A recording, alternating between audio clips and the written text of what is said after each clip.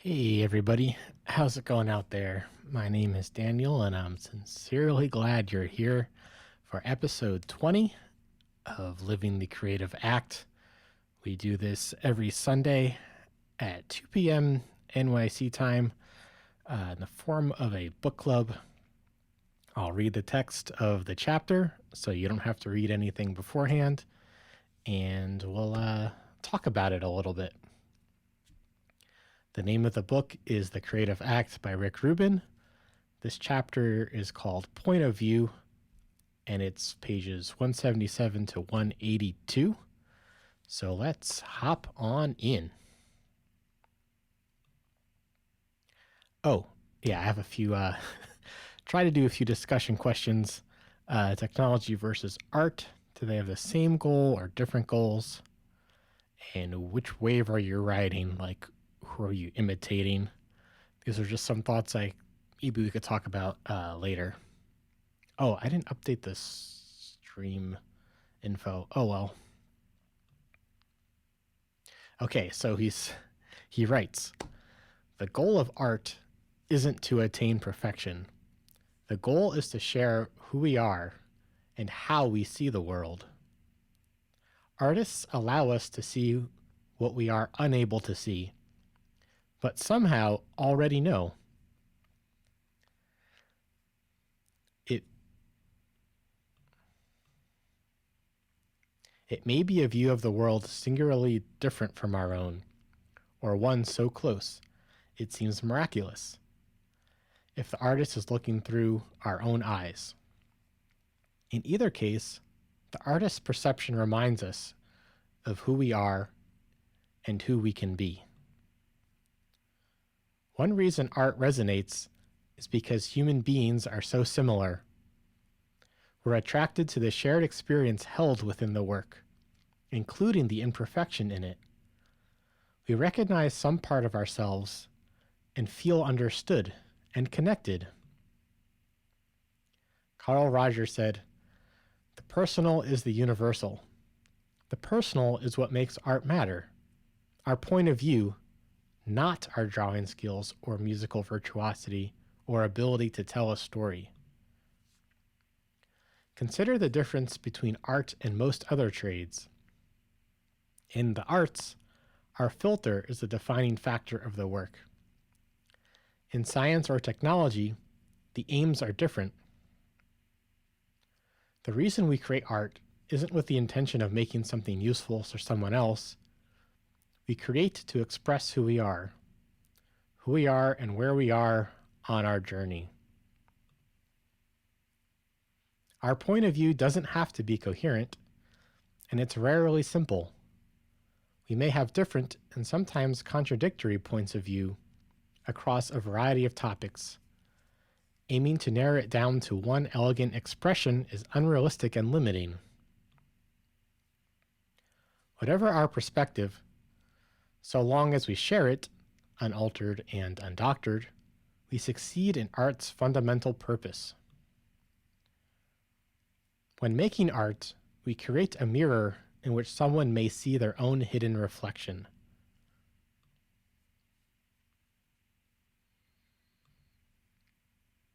A point of view is different from having a point. A point is an idea intentionally expressed. A point of view is the perspective, conscious and unconscious, through which the work emerges. What causes us to notice a piece of art is rarely the point being made. We are drawn to the way an artist's filter refracts ideas, not to the ideas themselves. It's of no use to know your point of view. It's already there, working in the background, ever evolving. Efforts to portray point of view on purpose often lead to a false representation. We hold on to stories about our perspective that are inaccurate and limiting. Wayne Dyer said that when you squeeze an orange, what comes out is orange juice. When you get squeezed, whatever comes out is what's inside you. And part of that extract is the point of view you don't even know you have. It's baked into the art you make and the opinions you share. Long after our work is completed, we may look back and understand our true point of view in it. We don't need to make a point of making a point. It will appear when it appears. The true point is already made in the innocent act of perception and creation. Knowing this is liberating. It lifts some of the pressure. We can worry less about understanding why it works, or if others will understand where we are coming from. We are free to be present and allow the material to come through us, and free to stay out of its way when it does come through. Much of art's greatness is felt on a gut level. Your self-expression allows the audience to have their own self-expression. If your work speaks to them, it is of no consequence if you are heard and understood. Set aside such concerns about whether your work will be comprehended. These thoughts can only cause interference for both the art and audience. Most people aren't interested in being told what to think or feel. Great art is created through freedom of self-expression and received with freedom of individual interpretation. Great art opens a conversation rather than closing it. And often this conversation is started by accident.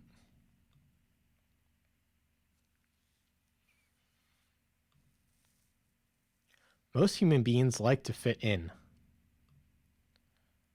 We adapt not only to the evolving flow of material coming through us, but the boundaries and templates of the culture around us. Can great art come from conformity? What is the purpose of being an artist if we deny our unique personal part of the view? Those of us choosing to live as artists embrace our filter as a gift. To reject it would be tragic.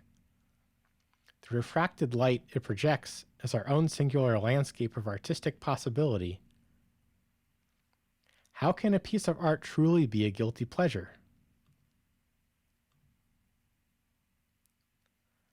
The Beatles were inspired by American rock and roll, artists like Chuck Berry and the Shirelles. But when they played, it was different. It wasn't different because they wanted it to be so. It was different because they were different, and the world responded. There are countless examples of imitation turning into legitimate innovation. Having a romanticized vision of an artist, genre, or tradition may allow you to create something new, because you see it from a different perspective than those closer to it. Sergio Leone's spaghetti westerns are abstract psychedelic mythology compared with the American westerns of the 1940s and 50s that he hoped to mirror. It's impossible to imitate another artist's point of view. We can only swim in the same waters. So feel free to copy the works that inspire you on the road to finding your own voice. It's a time-tested tradition.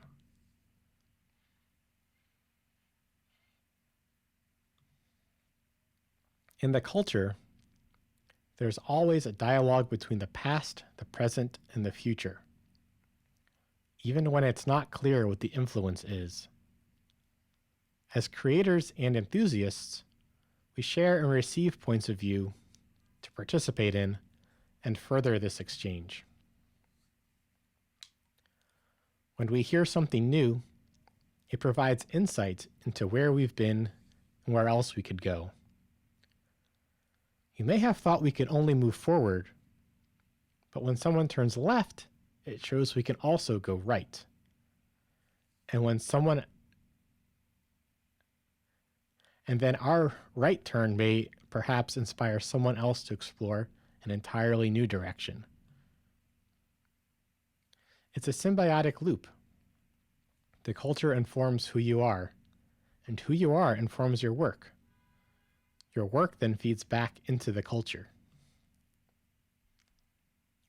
A constant march into the unknown would not exist without the simultaneous sharing of millions of divergent points of view. Expressing oneself in the world and creativity are the same. It may not be possible to know who you are without somehow expressing it.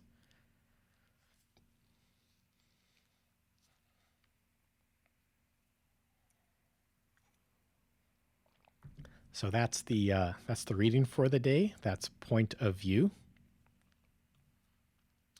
And there's a lot of different things he brings up. But one thing that stuck out to me was technology versus art. He said that technology has one set of goals and art has another. And that kind of really, yeah, I got mad. I got mad about that. I feel like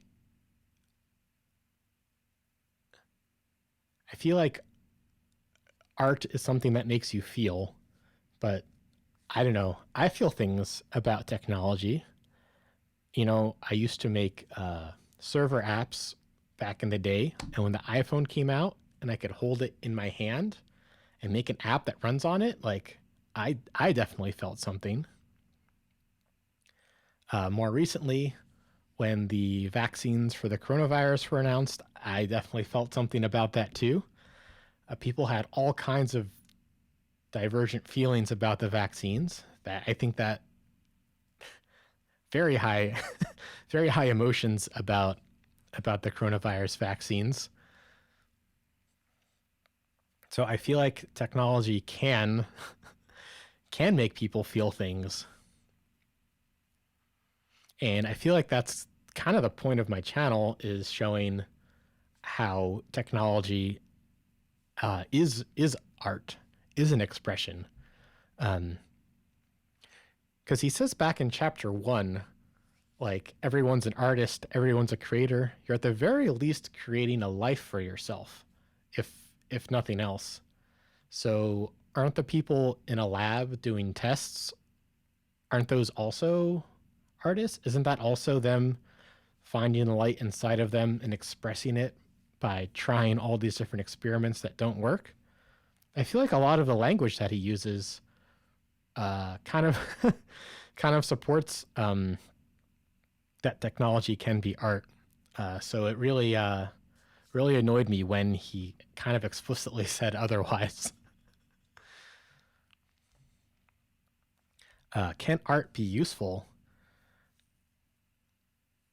Like, if art is something that only makes you feel something and has no other use, then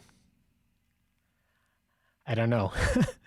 I think if you look at Vignelli's work, Massimo Vignelli, he was a famous designer who focused on usefulness. And I think that there are feelings there too. I guess he's famous for bringing Helvetica to the States. He's famous for making the New York City subway design language. He's famous for making the United States national parks design language. And he even designed a church here in the city. So I think his art was useful. But is it art? Randy in the chat says, makes me think of the Steve Jobs quote, "Our goal is to stand at the intersection of technology and the humanities." Oh, right. He says humanities and not art. Right. That's interesting, isn't it? And the last point I'll make here is that technology, techne, that's Greek for something you make, and art, that's Latin for something you make. So it's the same word in two ancient languages. Yeah, I love this book, and sometimes Rick really ticks me off.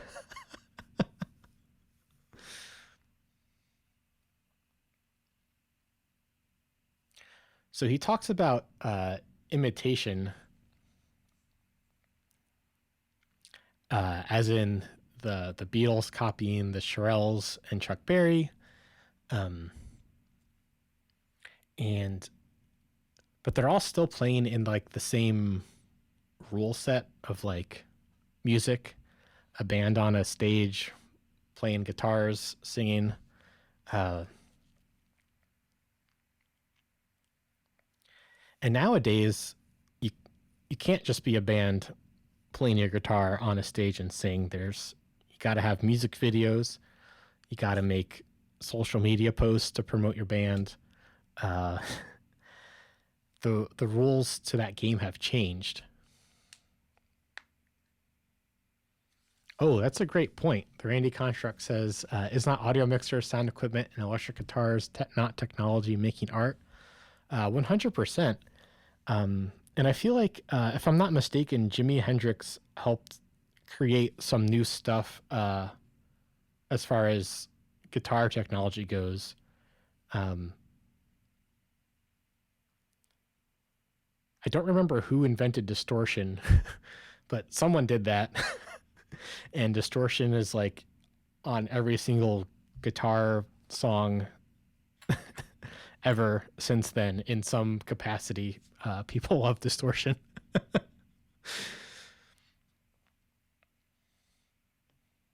Yeah, I wish I had that Jimi Hendrix story at my fingertips, but I don't right now.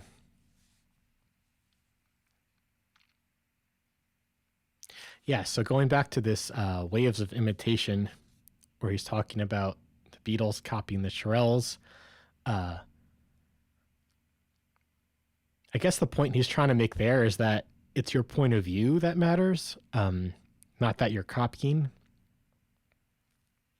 But I kind of see it as it's like a wave of people, like a whole bunch of people trying to make music up on stage. More recently, you also have to do stuff on social media and make music videos ever since MTV. So like the rules keep change. The rules are changing in that wave of people, and there's people trying to be the greatest. Michael Jackson, of course, stands out um, as having incredible music videos, and his dance moves still kind of stand the test of time and are still popular today. Um, I also think about kind of basketball being a wave. If there's this rule set that developed uh, separate from, I don't know, other ball games at the time. Uh, and Michael Jordan, of course, stands out there as being one of the greatest basketball players. But he wasn't the first great basketball player. There was Wilt Chamberlain, there was Magic Johnson before him, and he isn't the last great basketball player either. There's Kobe, there's LeBron, but MJ does stand out, right? I think it's because he had an impact beyond just being good at that one rule set.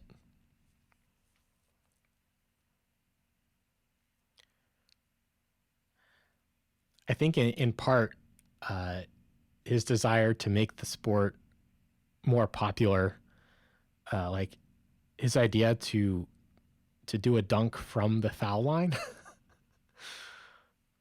is that something that a non basketball fan can appreciate as something that's kind of amazing. So I feel like he kind of did things intentionally to make the sport more popular. Where I think a foul line dunk doesn't have as much utility as other things you could practice in the game, perhaps.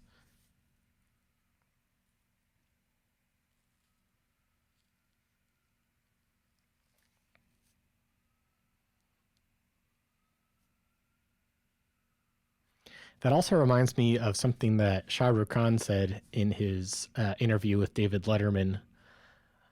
He said he knows that he's not the best actor, but if he wants to be the best, so he's got to do other things. He's definitely, I don't want to say definitely because these stats might be a little dated, but he's definitely up there as far as actor with the most fans. Um, and he did that by having a personality outside of his films, right?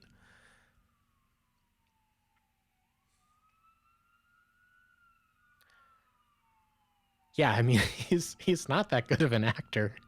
He just has that I don't know what about him. Kind of like Michael Jackson, like sorry, Michael Jordan. Of course, he's very good, but he's also got that I don't know what, that je ne sais quoi about him.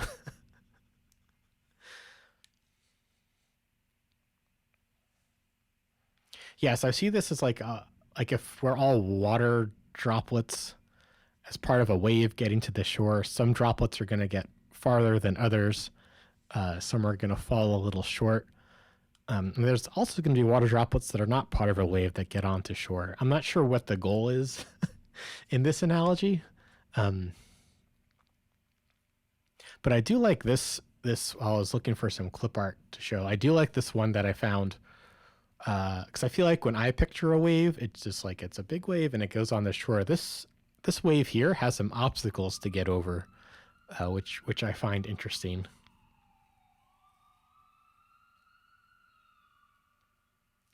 And there's kind of another wave of folks that I find interesting.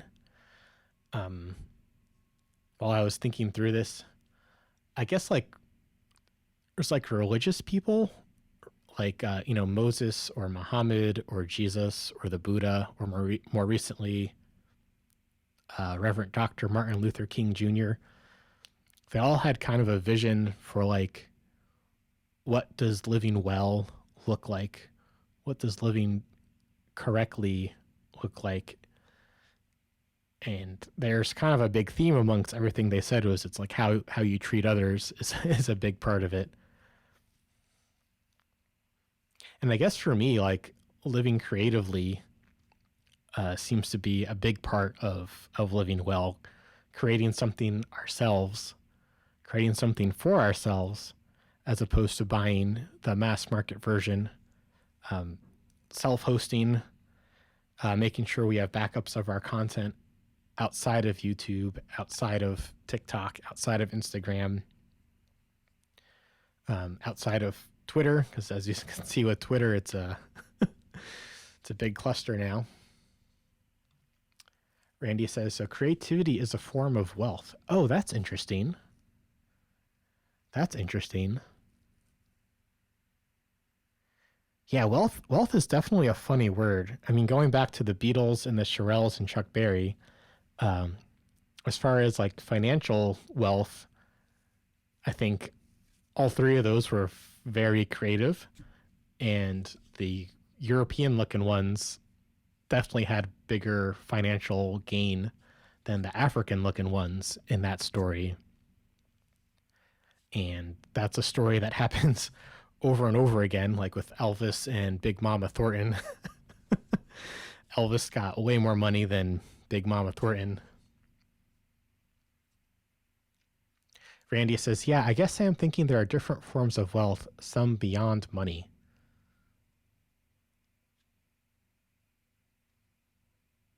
Interesting.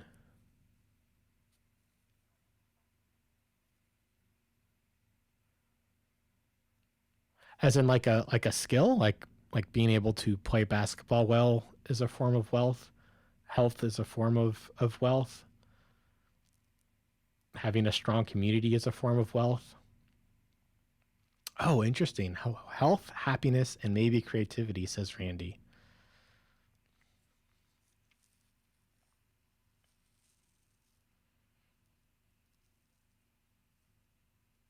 That's very interesting. I think I'm going to be thinking about that later.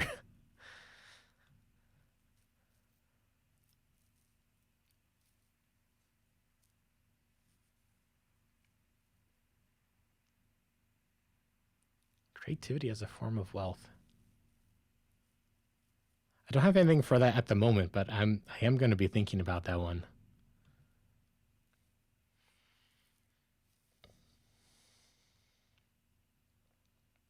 Another theme in this section was discovering your point of view.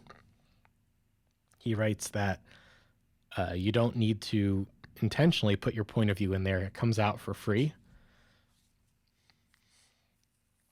So I was thinking about what is the point of view that comes out in what I'm doing. Uh, Hopefully that creativity is important. I'm kind of showing this podcast is kind of coming to life in front of your eyes. It's recorded live. You can go back in the archives and see how its humble beginnings and how it's hopefully gotten better over the episodes. I think it's getting better. Another thing I looked at from my point of view was the scenery videos I take, which I absolutely love. They're all recorded in New York City, and they show hardly any people, and they show what I think is a pretty landscape. And I feel like that's perhaps outside of the normal conception of Manhattan, where it's, I feel like the perception of Manhattan is that it's dirty, filthy, full of concrete, uh, dangerous, full of people. And I guess I find a few spots that don't show that. So this is in the Central Park ravine here, and there's been some squirrels running around in the background. uh,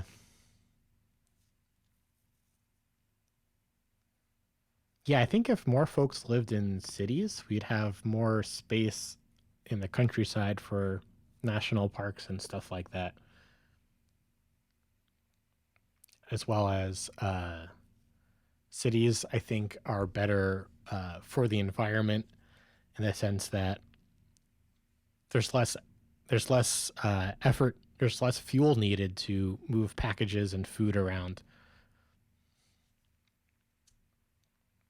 Randy says making a point versus your point of view naturally coming out makes me think of some movies and TV shows that made me think bigger ideas without preaching at me, compared to productions that focus on making a point at the expense of the art.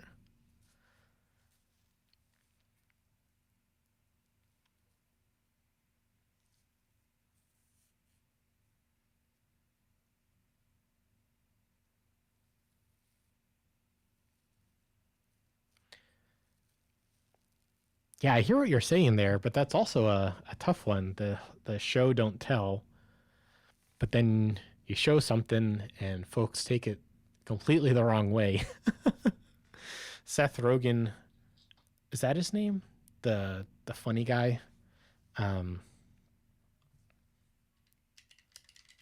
shares a story of, yeah, Seth Rogen from Canada. He shares a story of some folks will come up to him and say, "I loved you in Superbad. That made me want to become a cop when I grow up." And Seth says, "You did not understand the point of the movie. that is that is not the point of the film. It's the opposite." Uh,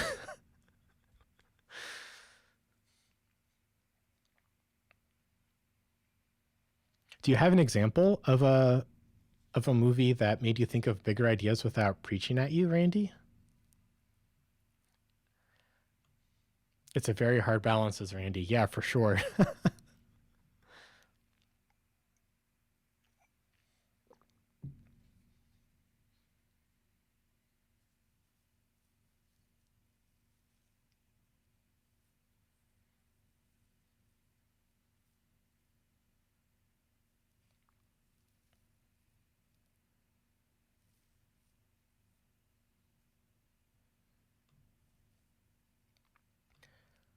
And one thing I didn't make slides for, but that he talks about is imperfection. That art doesn't have to be perfect, it has to show your point of view.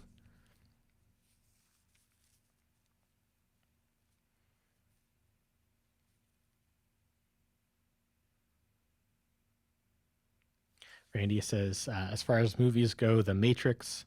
As far as TV goes, Babylon 5. Trying to think why, though, what made it different. Yeah, this is super fun to think about. What about for me? What movies made me think of bigger ideas without preaching at me?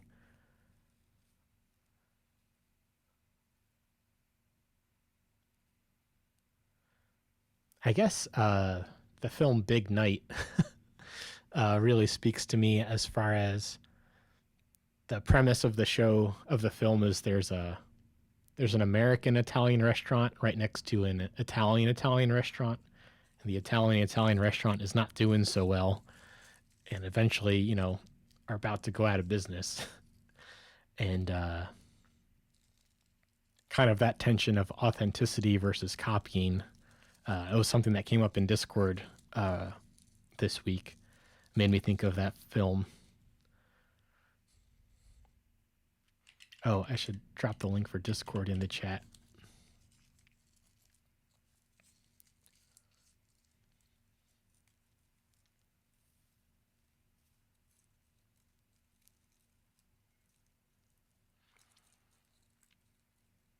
But yeah, I guess he was saying about imperfections, that art doesn't need to be perfect, it needs to tell your story. And I think that's very true. I feel like, especially going to to storytelling competitions, and someone tells like a very well put together story about their house burning down, but they lose out to a guy that talks about his mom dying. um, yeah, some things just are kind of visceral to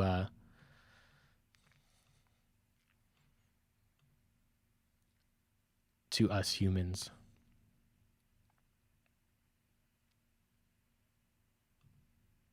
I don't like the word imperfection, and I have a rant on that, but I don't have it prepped in my head right now. I feel like it is what it is maybe the short version of it. Time, place. It's the current time and place, the current skill of the person doing it. Uh,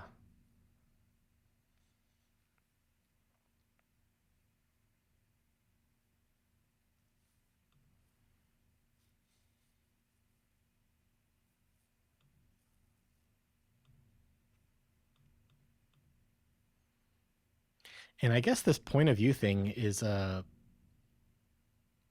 it's kind of something else that I just thought of that I really care about is the strength of diversity.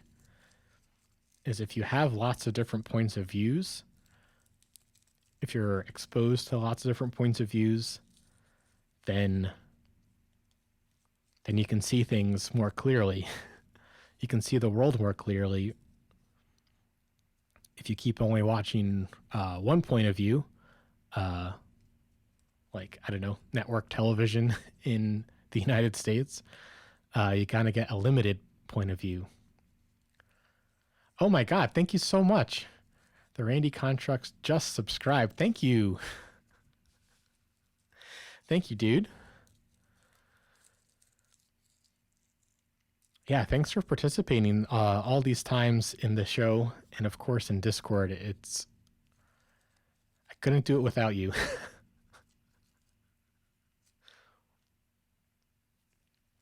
You're very welcome. Thank you so much. Welcome.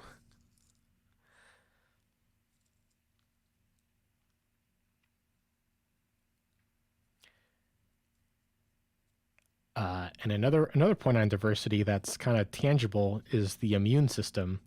The human immune system, the more different kinds of germs that it's exposed to, the kind of the stronger overall that it is in the general case, at least.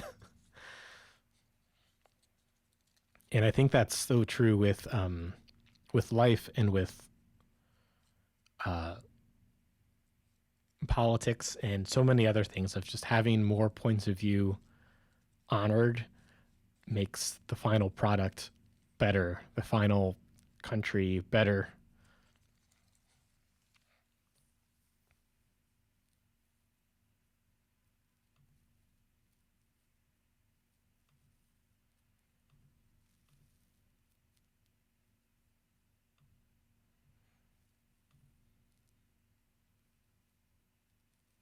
Hey, how's it going, Cactus?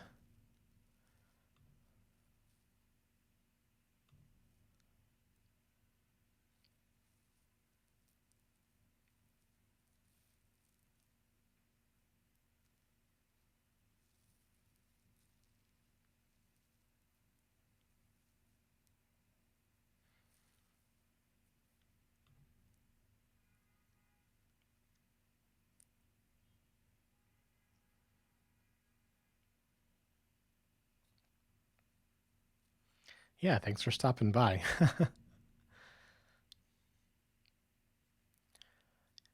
So he writes here, efforts to portray point of view on purpose often lead to a false representation. I know there's I forget the name of the group, but it's kind of an advice, kind of self-help group.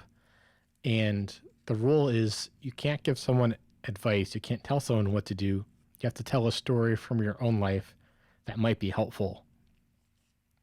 And I think that's kind of a very powerful rule to explore because it's so easy, I think, to have an idea of what an ideal is, but it doesn't quite match up with a lived experience.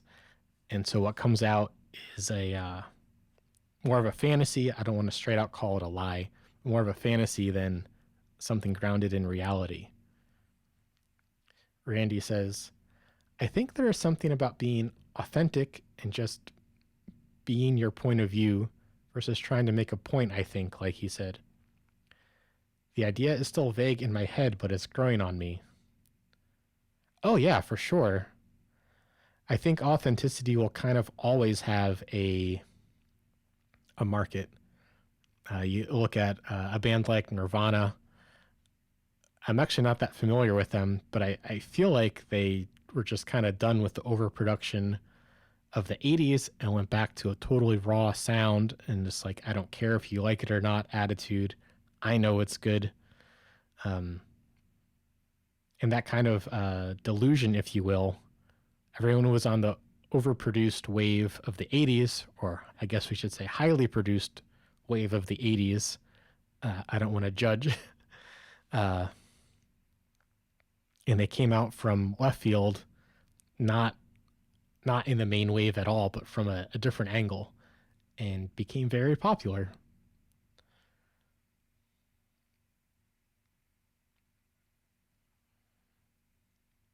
Yeah, I think that's why storytelling is so compelling to me.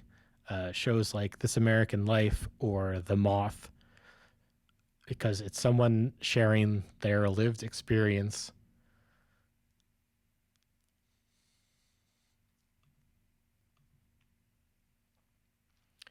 The Randy Construct says, what about you too? Were they making a point or just being authentic and letting their point of view come out in the art? I know a few songs by them, but I'm not that familiar with perhaps the analogy that you're making here.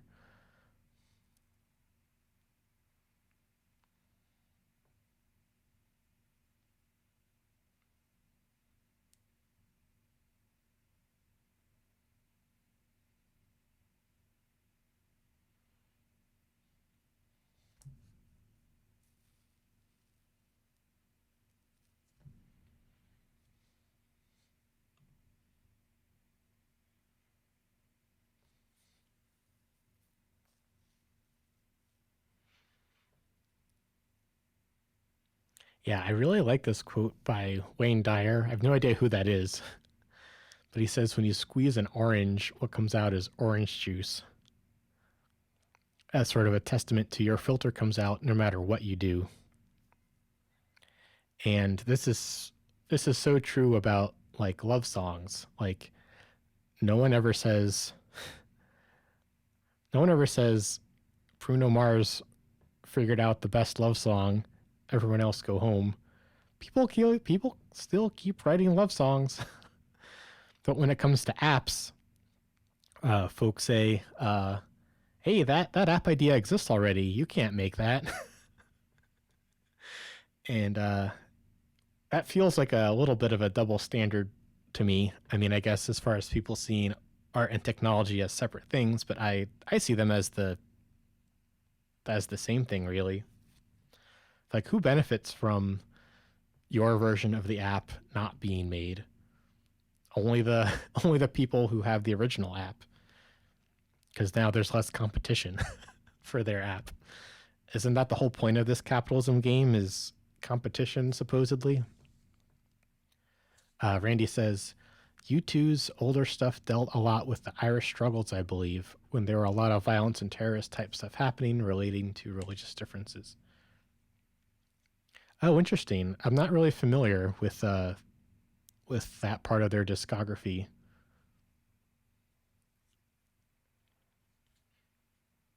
But that's cool.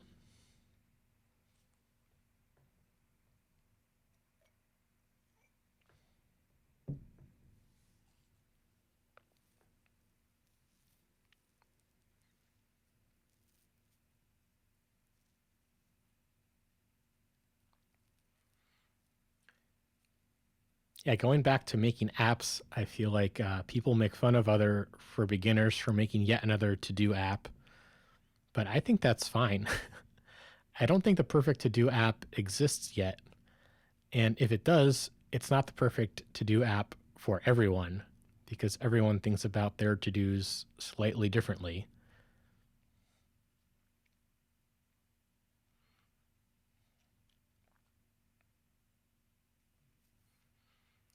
I guess to put it more strongly, if you have an app idea, you should make it.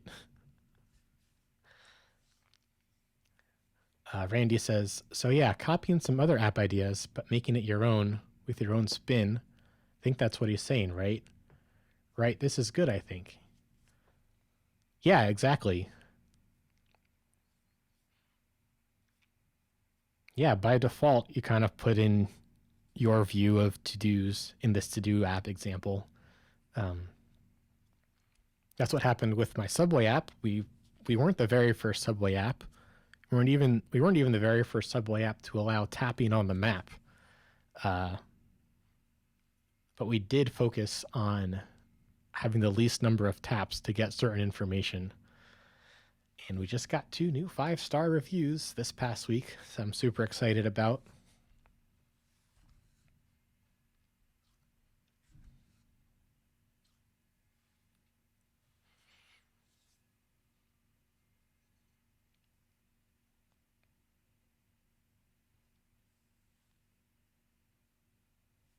Yeah, and with this orange juice example, that's just what happens for free. Your own point of view comes out. And as you explore your own point of view, as you get better at programming, as you talk to more people using your app, things get better. Kind of a wave starts to build, and you're copying yourself. You're adding in ingredients from here and from there. Uh, Randy says, "Yeah, we don't have subways up here, so it's hard for me to fully understand. But I can imagine it being huge for the city." Yeah, we do have some pretty diehard fans, but we're still very, very small compared to our competitors. Our competitors have transit apps that are for like basically every city, but I focus only on New York City. Um, if for no other reason than don't have a team yet. I literally can't if I wanted to. And there's so much more to do for New York City as a solo developer. Really hoping I can putting this energy out there. Really hoping to get enough money somehow, some way to quit my job and devote a lot more time to the app. It could be, I see a lot of potential there. Oh, yeah. So the point of view of the app that I've noticed is, yeah, the subway should be easy to use. If the trains don't come on time, because this is America and not Japan or Korea or any place else with normal trains, Paris, if the trains don't come on time, the next best thing is being able to quickly see what's going on with the train so you can make your own decisions. A lot of the other apps, you have to type in where you're going first. And by then, the train has literally left the station. So I like to say that my subway app is optimized for running towards the train.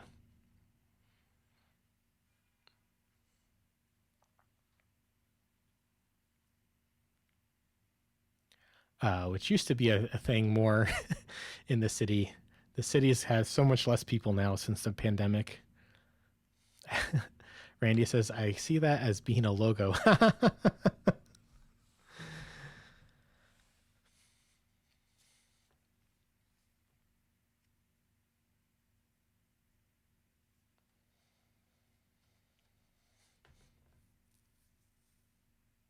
People running towards the train.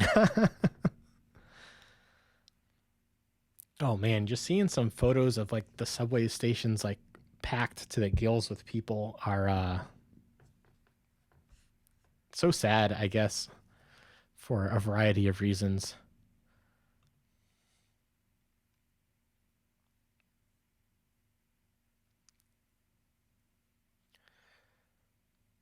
So one thing that Rick keeps on saying is that art isn't anything until you finish it. And I have so much stuff that's unfinished, so of course I am very curious about that. Like, is that really true, Rick? Um, but I guess this statement here, long after work is completed, we may look back and understand our true point of view in it. So here he kind of, it looks like he's offering that once you complete a work, you learn about yourself from it. You see your true point of view in it. So this kind of sells completing art as a part of your self-discovery journey.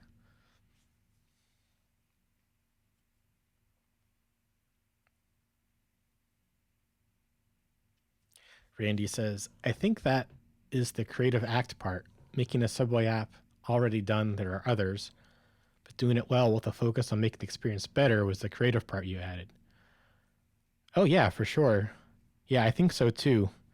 Um, we tried to use some of Vignelli's design language also in the app. Uh, with some success. I guess that was something that we learned about that. Like Vignelli figured out print.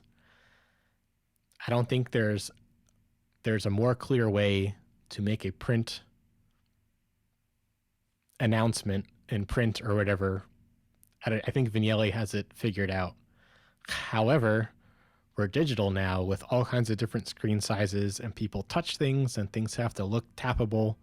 So I feel like that's kind of the limits of what Vignelli's design language offers. Is a lot has changed. Like it's not just a static 8.5 by 11 poster or whatever size it is. There's a lot more going on to it. Cactus says contemplating snagging an iPhone 15 Pro Max and retiring the 13 Pro Max to a webcam testing phone. Oh, right on.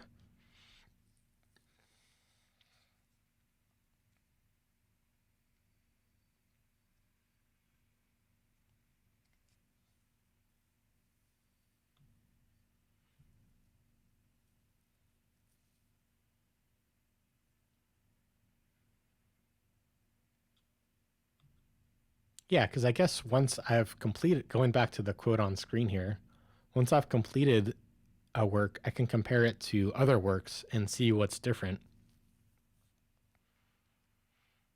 Uh, Google came out with an app that targeted us. They called it Pigeon. It was out for a year or so, and then they just stopped. They just stopped making it. So having outlasted Google feels good.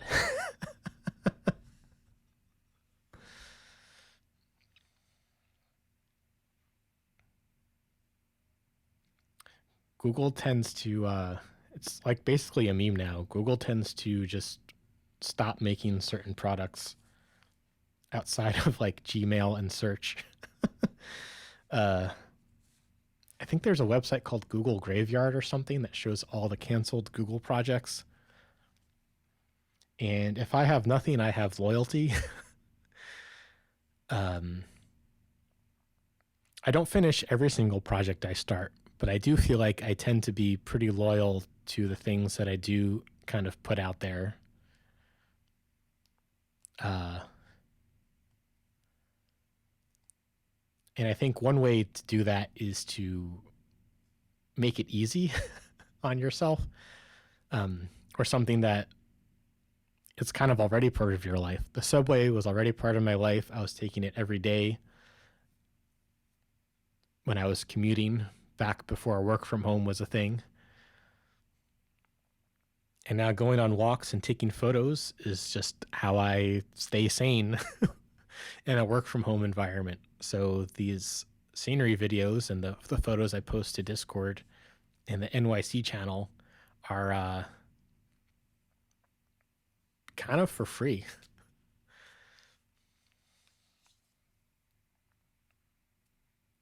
Randy says, I think of Google and I don't think of art. Oh my God. Yeah, say it louder. I really don't like Google's design languages. I feel like it's obviously made by developers or really, really, yeah, it's made for the person making it, not for the person using it.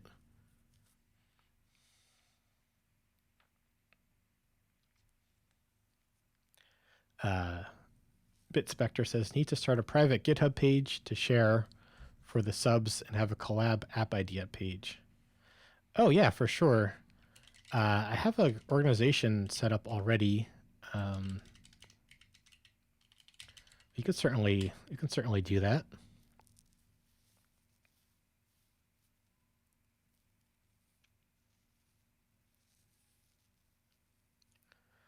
Um, yeah, on GitHub sponsors makes it easy to give private access to someone.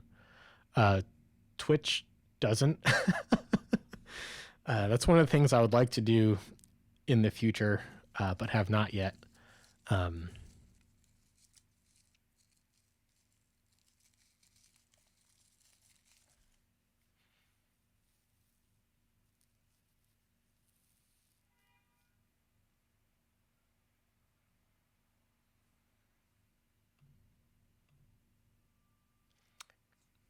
BitSpectre says, then if anyone starts it, ideally in open source, you can link to the project in the idea list. Oh, that's a neat idea.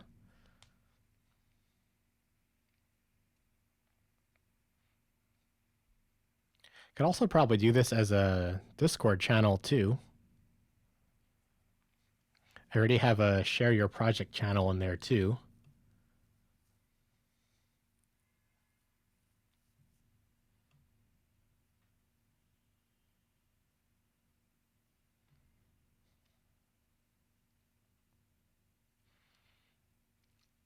So going back to the quote on the screen, long after our work is completed, we may look back and understand our true point of view in it, which means that understanding ourselves is important. We get to understand ourselves.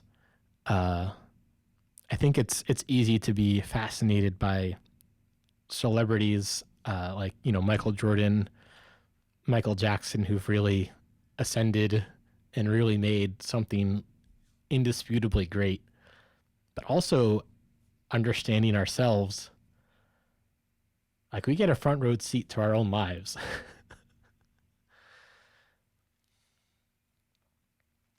And I know it's not as easy as saying, oh, everyone is important. I know that there's usually more deeper emotional things to work through than just saying it.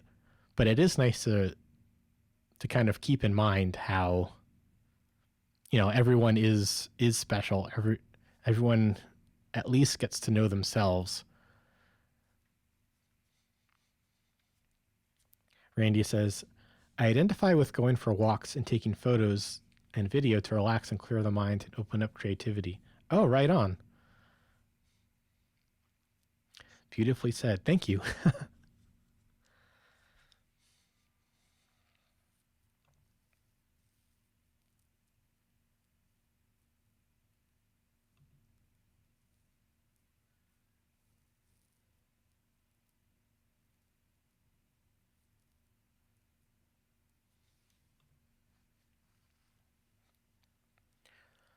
Okay, yeah. So I had trouble with this paragraph here too. Set aside concerns about whether your work will be comprehended. I feel like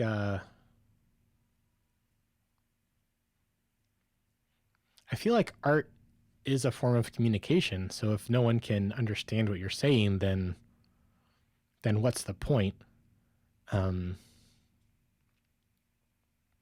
and going back to Michael Jordan elevating the popularity of basketball somewhat single handedly to a global popularity. Uh, but I guess he maybe also did stuff that folks didn't understand or appreciate. Uh,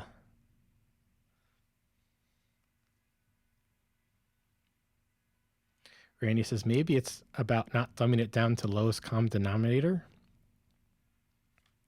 Yeah, I think there has to be an element of that too. Like if you want folks to join a wave, it's got to be beginner friendly. There's there's so many video games I've played where the community just hates newcomers. It's like, well, your game is going to die out if you don't have more people joining in. uh, so I guess that's kind of where I was coming from when I'm reading this, because I don't know, I also love speaking completely abstractly, completely unable to be understood by people, uh, and I've kind of sanded down the edges on that to try to communicate better. And so for him here to say, like, don't worry if people understand, like, also make stuff that people don't understand, that's definitely given me a pause and something to think about.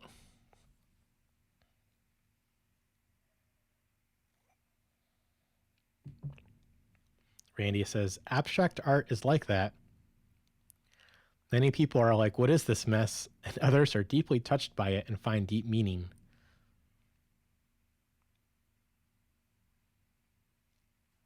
Yeah, I guess that's true. In some ways, it's a coded message. um, like you watch a certain film and you're a part of the community and you get all of the in jokes and sub jokes, and but the film might also be enjoyable to people not in that community that don't get all the jokes because there's still some universal appeal in the other stuff.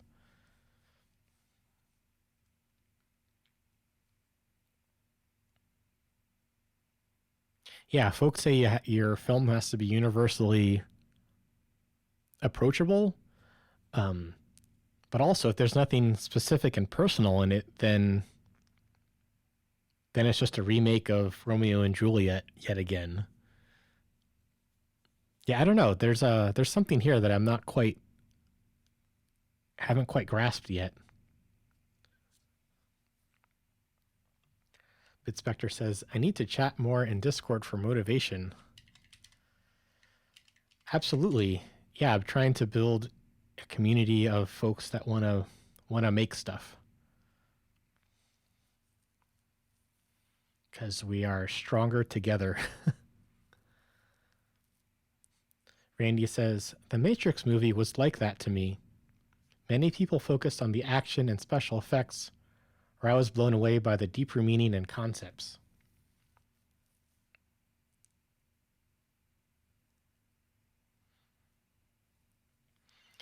Yeah, so many so many people have brought their own interpretation to that film.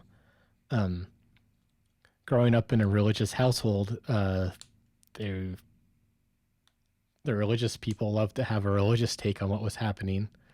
More recently, I found out that both of the writers, both of the producers, I forget the exact title, but they're both trans, and the red pill and the blue pill refer to, I think one of them is like the estrogen, like the same exact color as the estrogen steroid pill.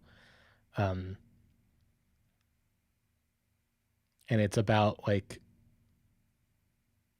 the world treats you a certain way because of your outward appearance, but you feel like you want to express your gender in a completely different way.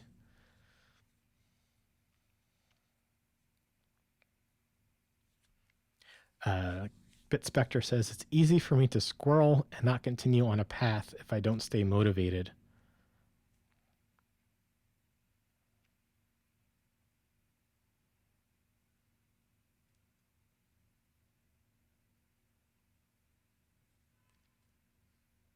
I have strong feelings about that, and I'm trying to find a way to put it helpfully.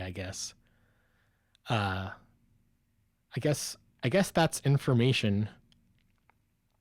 If you notice yourself squirreling and not continuing, I guess that's information that you can do something with or not do something with.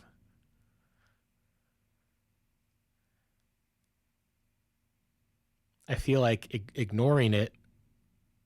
ignoring that information may or may not be helpful. Okay, I hope that's helpful.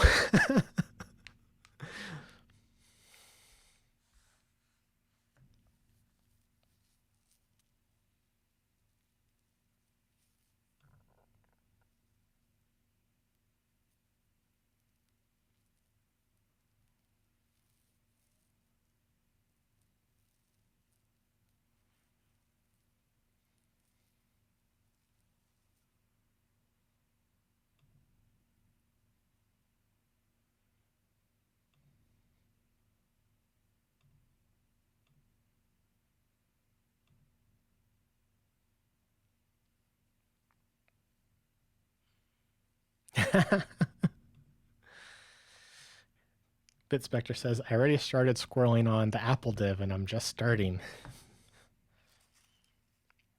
Yeah, that's information. It's something to be curious about.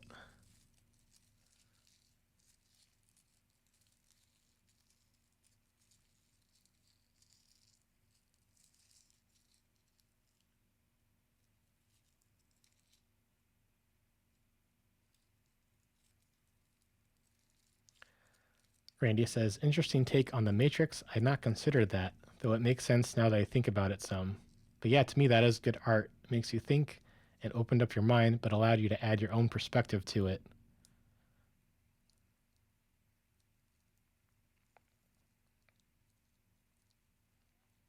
Yeah, that's one of my biggest fears is like putting something out there and then someone gets the opposite message from it.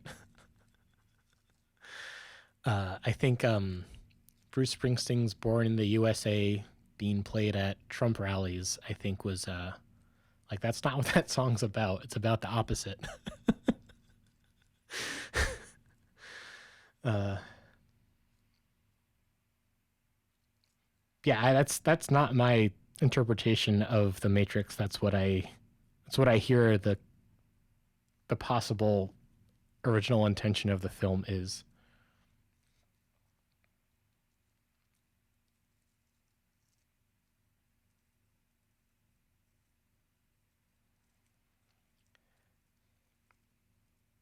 Randy says, "Yeah, I hear that. There's so much to learn about Apple Dev and can be overwhelming at first." And I'll add, and later too. Apple does keep adding more stuff.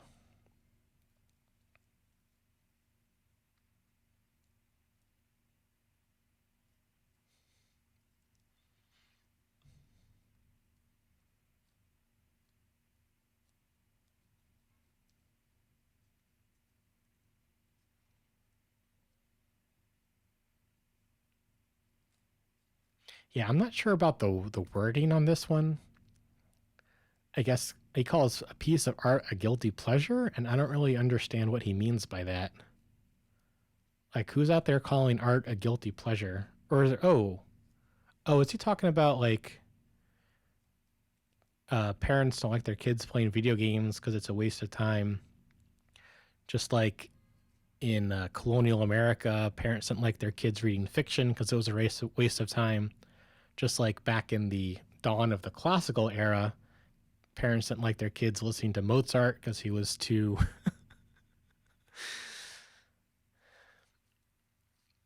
Is that what he means by guilty pleasure?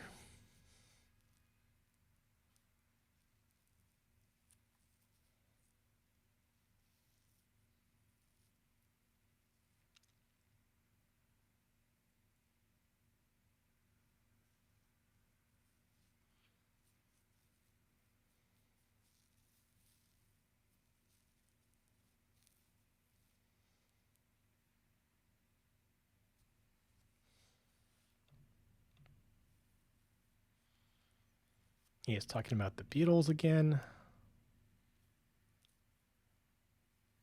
Spaghetti Westerns as being a copy, but ended up being its own kind of thing. Oh, as far as spaghetti westerns go, I do want to highlight a film that I enjoy quite a bit. Um, I think it's called a ramen western because it's a Japanese take on spaghetti westerns. Um, what's it called? It means dandelion in Japanese.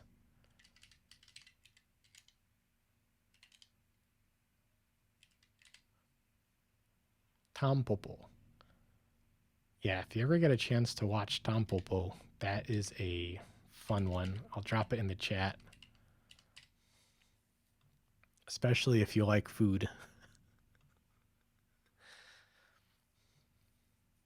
And once you realize that it's in the form of a western, a few of the things make more sense. Like the opening scene of the film, they're driving a milk truck and they're wearing cowboy hats. Like there's not much to the story of it being a milk truck, but clearly it's supposed to be like a cow, like a and they're supposed to be cowboys because it's a spaghetti western.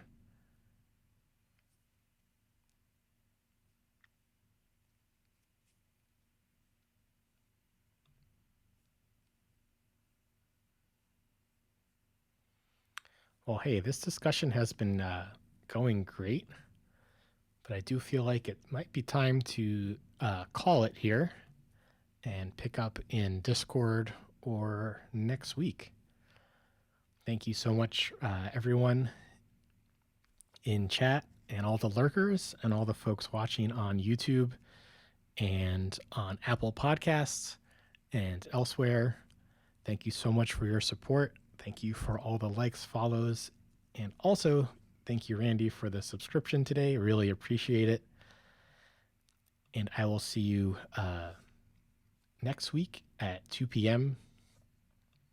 NYC time on Sunday for the next episode, episode 21. And of course, during the week, I'll be streaming on Twitch for Work With Me streams. We're playing scenery videos like you see in the background with some music to just chill out. I've been really enjoying watching it while I work, having it up on my screen. Very chill.